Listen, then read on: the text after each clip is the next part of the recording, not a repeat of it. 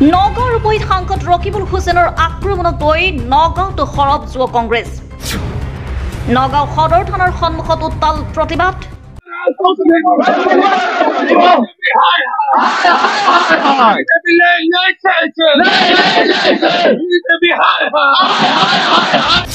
হিমন্ত বিশ্ব শৰ্মাৰ বিৰুদ্ধে সোচ্চাৰ যুৱ কংগ্ৰেছ। মুখ্যমন্ত্ৰীৰ প্ৰতিকৃতি দাহ, ন্যায়িক তদন্তৰ দাবীৰে এজাহাৰ দাখিল কংগ্ৰেছৰ। পুনৰ জনাইছো, নগাঁৱৰ উপহিত সাংসদ ৰকিবুল হুছেইনৰ আক্ৰমণক লৈ নগাঁৱত সৰব হৈছে যুৱ কংগ্ৰেছ। নগাঁও সদৰ থানাৰ সন্মুখত উত্তাল প্ৰতিবাদ। হিমন্ত বিশ্ব শৰ্মাৰ বিৰুদ্ধে সোচ্চাৰ যুৱ কংগ্ৰেছ। মুখ্যমন্ত্ৰীৰ প্ৰতিকৃতি দাহ, न्यायिक तदंतर दाबीरे एजाहार दाखिल। आज जो आक्रमण हुआ है हम लोग के सांसद रकीबुल हुसैन जी के ऊपर जो आक्रमण हुआ है वो पूरा हिमंत बिश्व शर्मा का फ्रेम किया हुआ चीज है। पूरा हिमंत बिश्व शर्मा ने फ्रेम किया है। वो अपना गुंडा बाहिनी जो है यहाँ पे कोई तुच्चा दो टकिया गुंडा जो है यहाँ पे जो डेकोइट है, गुंडा है, सबको जेल से निकल रहा है। निकल के उनके हाथ में पिस्तौल उस्तौल दे के आज जो रकीबुल हुसैन के ऊपर में जो आक्रमण किया है उसको हम एकदम कड़ी भाषा में निंदा करता है, निंदा जनाता है एकदम पूरा। और इसका न्याय चाहिए हम लोगों को। आज हम लोग एफआईआर देंगे, हिमंत बिश्व शर्मा के ऊपर एफआईआर भी देंगे हम। और वहाँ पे जो पुलिस थे वो पुलिस के सामने उनके सिक्योरिटी गार्ड को भी अटैक किया है। इतना बुरी तरह से सिक्योरिटी गार्ड को मारा है।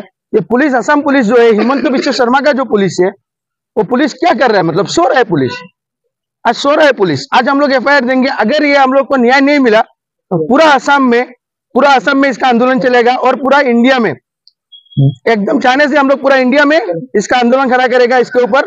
और हिमंत बिश्व शर्मा जवाबदारी होना पड़ेगा हम लोग।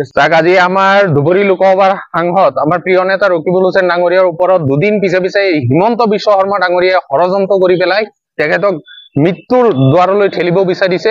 আজি গুণ্ডা লগাই, চুৰ ডকাইত লগাই আজি তেখেতক হত্যা কৰিব বিচাৰিছে। তাৰ বিৰুদ্ধে আমি নগাঁও জিলা যুৱ কংগ্ৰেছ আৰু হোজাই জিলা যুৱ কংগ্ৰেছৰ ফালৰ পৰা আমি এই প্ৰতিবাদী কাৰ্যসূচী হাতত লৈছো।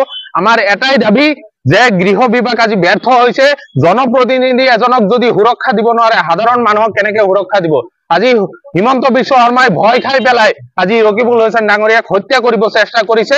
আজি গুণ্ডা লগাই পেলাই, চুৰ ডকাইত লগাই পেলাই সামগ্ৰী বিভিন্ন অঞ্চলত সদায় তেখেতৰ ঘৰতো কিছুদিন আগত গুণ্ডা বাহিনী লগাই পেলাই আক্ৰমণ কৰাইছিলে। আজিলৈকে প্ৰায় 5 বাৰ আক্ৰমণ কৰালে, কিন্তু আজি তেখেতে যেনে তেনে ৰক্ষা পাই আহিছে। আজি ৰূপহী অঞ্চলত যি ভয়ানক ঘটনা সংগঠিত কৰিব বিচাৰিছিলে তাৰ বিৰুদ্ধে আমি যুৱ কংগ্ৰেছৰ সতীৰ্থসকল আজি এই গৃহ বিভাগৰ বিৰুদ্ধে, হিমন্ত বিশ্ব শৰ্মাৰ এই গুণ্ডাৰাজৰ বিৰুদ্ধে আমি যুৱ চামসকল ওলাই আহিছো।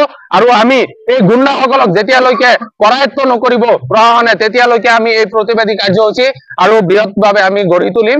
আৰু নগাঁৱৰ প্ৰত্যেক বিধানসভা সমষ্টিত গোটেই অসমতে আজি এই প্ৰতিবাদী কাৰ্যসূচী হাতত লোৱা হৈছে। আমাৰ এটাই দাবী, মুখ্যমন্ত্ৰী ডাঙৰীয়া যি গৃহ বিভাগ, এই গৃহ বিভাগৰ পৰা পদত্যাগ কৰিব লাগে। গৃহ বিভাগ ব্যৰ্থ হৈছে, হিমন্ত বিশ্ব শৰ্মা ব্যৰ্থ হৈছে। হিমন্ত বিশ্ব শৰ্মাৰ এই চল চাতৰি কৰি যি তেখেতক আমাৰ ৰকিবুল হুছেইন ডাঙৰীয়াক হত্যা কৰিব বিচাৰিছে, তেখেতে আজি ৰাজনৈতিকভাৱে ভয় খাইছে। তেখেতে গাদী হেৰুৱাৰ স্বাৰ্থত, গাদী হেৰুৱাৰ ভয়ত তেখেতে আজি আমাৰ বিৰোধী দল, আমাৰ ধুবুৰী লোকসভা সাংসদ ৰকিবুল হুছেইন ডাঙৰীয়াক হত্যা কৰিব চেষ্টা কৰিছে।